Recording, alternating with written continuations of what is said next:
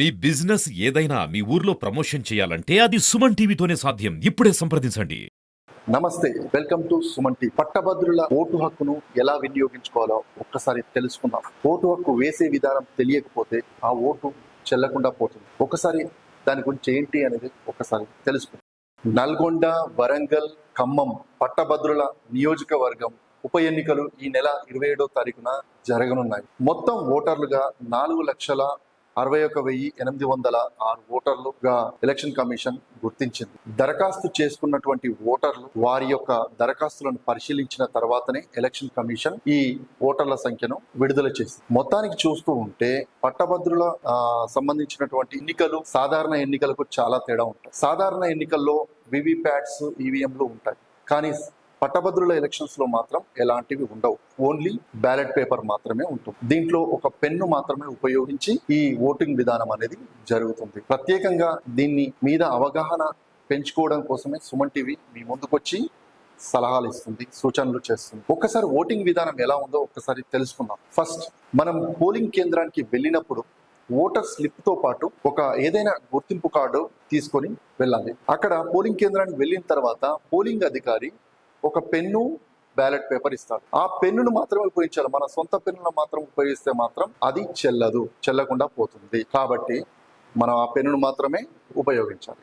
మూడవది, ఈ ఎలక్షన్స్ లో ఎంతమంది అభ్యర్థులు అయితే నిల్చుంటారో ఆ అభ్యర్థులు మొత్తం ఆ బ్యాలెట్ పేపర్ లో ఉంటుంది. నాలుగవది, పోలింగ్ అధికారి దగ్గరికి వెళ్ళినప్పుడు మనం ఇచ్చే బ్యాలెట్ పేపరు, పెన్నును ఉపయోగించి ప్రాధాన్యత ఓటును రాయాలి. మనము పోలింగ్ కేంద్రం దగ్గర బ్యాలెట్ పేపర్ను చూసి ఎవరికి ఓటు వేయాలి, ఎన్ని ఓట్లు వేయాలి అనేది మీకు ఒక డౌట్ ఉండొచ్చు. కానీ ఇక్కడ ఒకటి కాదు, ఒక ఓటు వేయొచ్చు, లేదు కొంతమందికి వేయొచ్చు, అందరికీ వేయొచ్చు. అది ఎలాగో ఒక్కసారి చూద్దాం. బ్యాలెట్ ప్రాధాన్యత ఎలా ఇవ్వాలనేది ఒక్కసారి చూద్దాం. పట్టభద్రుల ఎన్నికల్లో ఖచ్చితంగా ప్రతి ఒక్క ఓటరు గుర్తుంచుకోవాల్సిన విషయం ఏంటంటే మూడవ ప్రాధాన్యత ఓటు అనేది ఖచ్చితంగా వేయాల్సిందే. ఒకవేళ మొదటి ప్రాధాన్యత ఓటు వేయకుండా రెండోది, నాలుగో ప్రాధాన్యత ఓటు వేస్తే మాత్రం అది చెల్లకుండా పోతుంది.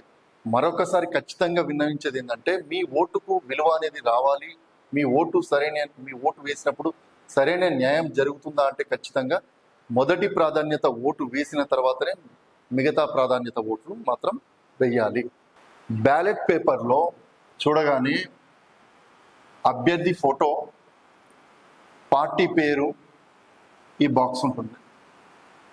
ఇలా మనకి ఎంతమంది అభ్యర్థులు పోటీ చేస్తే అంతమంది ఫోటోలు, పార్టీ పేర్లు, బాక్సులు ఉంటాయి. ఇప్పుడు ప్రాధాన్యత పట్టభద్రులకు సంబంధించినటువంటి ఎన్నికల్లో మనం ప్రాధాన్యత ఓటు ఎలా వినియోగించుకోవాలో ఒక్కసారి చూద్దాం. ఇప్పుడు వీళ్ళంతా 1 నుంచి 52 మంది అభ్యర్థులు పోటీలో ఉన్నారు. వారికి సంబంధించిన ఫోటోలు, వారికి సంబంధించిన పార్టీ పేర్లు, వారికి సంబంధించిన బాక్స్. ఇప్పుడు దీంట్లో నాకు ఈ అభ్యర్థుల్లో నేను 52వ వ్యక్తికి ఫస్ట్ ప్రయారిటీ ఇస్తున్నాను, ప్రాధాన్యత ఇస్తున్నాను. కాబట్టి ఆయనకు 1వ నెంబర్ అనేది ఇస్తాను. తర్వాత ఈ అభ్యర్థికి, ఈ 3వ అభ్యర్థికి నేను 2వ ప్రాధాన్యత ఇస్తున్నాను. అలాగే 5వ అభ్యర్థికి 3వ ప్రాధాన్యత ఓటు ఇస్తున్నాను. అదేవిధంగా 4, 5 ఈ 5గురికి నేను ఓట్లు వేసినాను. ఇది చెల్లుబాటు అవుతుంది. అలా కాకుండా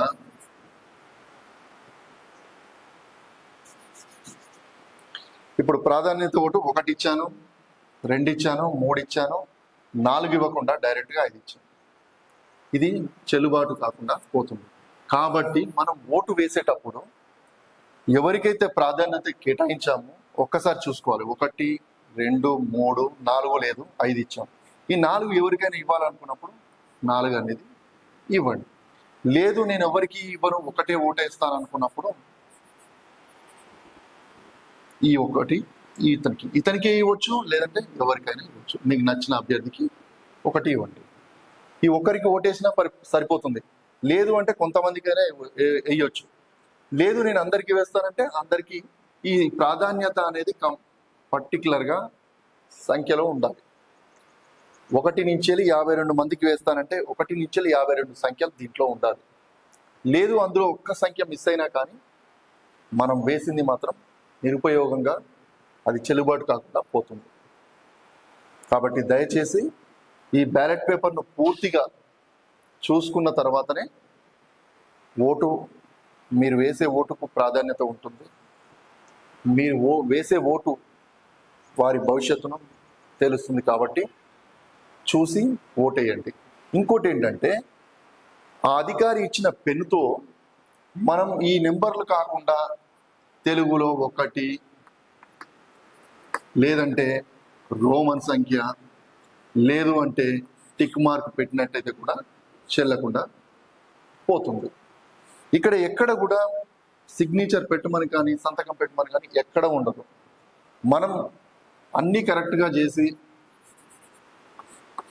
ఎక్కడైనా మర్చిపోయి సంతకం అనేది పెట్టినప్పుడు అది కూడా చెల్లుబాటు కాకుండా పోతుంది.